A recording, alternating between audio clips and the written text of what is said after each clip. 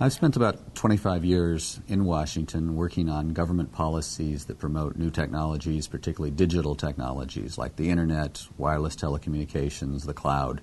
And I really think there's an opportunity right now, if we get it right, to lay the foundation for even more innovation than we've seen over the last 15 years with the web and e-commerce.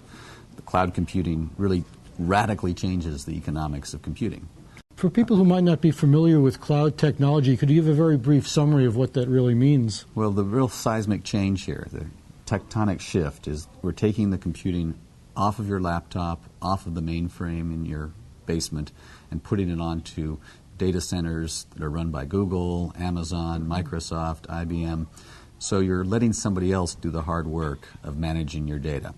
It's a little bit like what happened 100 years ago when companies stopped generating their own electricity using generators and started using electric utilities instead. Does cloud computing give us an incremental improvement in the way we compute, or is it a radical change? Well, price is radical change. It's in terms of price, it's a 5-10 times improvement in how much computing you can buy. But what's really exciting is that cloud computing gives you the ability to take services provided by one company over here, combine it with data from over there, with software from over here, so it makes it very easy to plug and play. That's something that we've started to see where I use my Facebook account, which is a cloud service, to connect it to Twitter, so that when I post something on Facebook, it also appears in Twitter. I can tap into data sets that are in 7 different places now. The efficiencies here. Are there separate clouds that don't talk that much to each other, or is the goal to have one big cloud so that everybody is on the same cloud? I've written a couple of papers about this, and there are 3 different scenarios. One is the nightmare scenario, where each company runs their own separate cloud. They take pains to make sure that they don't work together.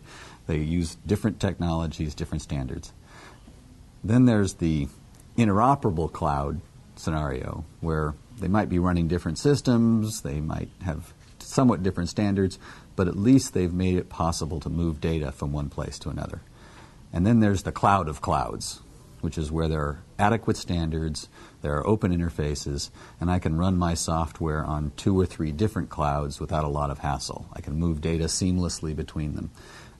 There's indications that some companies are moving to that world, but there are still a number of companies that are holding back and trying to dominate and control the technology and be the big gorilla in the cloud service business. Do you think internet technology is the most important technology we have today, because there are other technologies as well? Well, there's several things going on. 15 years ago, the web was the magic technology. It unleashed e-commerce, and that was really what drove a lot of innovation. And in the U.S., it drove 4 or 5% economic growth through many of the years that the Clinton administration was in office, when I was at the White House. Now we have probably 4 or 5 killer technologies. The cloud is one, mobile broadband is another, social media is another. But beyond the digital technology, we also have this dramatic increase in the amount of genetic processing, genetic sequencing you can do for $1. And that's opening up new opportunities in healthcare. And we have some energy technologies that I think are starting to change the game, whether it's fracking or much cheaper solar cells. So there's a lot of drivers, a lot of places to look for innovation. Do you think every problem has a technological solution? Sometimes we seem to use technology to solve problems created by earlier technologies. Well, that's definitely one thing we've seen. I worked with Senator Gore when I was in the White House, and he, of course, has been pointing out all the damage we're doing to our global climate because of technologies like coal-fired power plants and the internal combustion engine. I'm a technological optimist.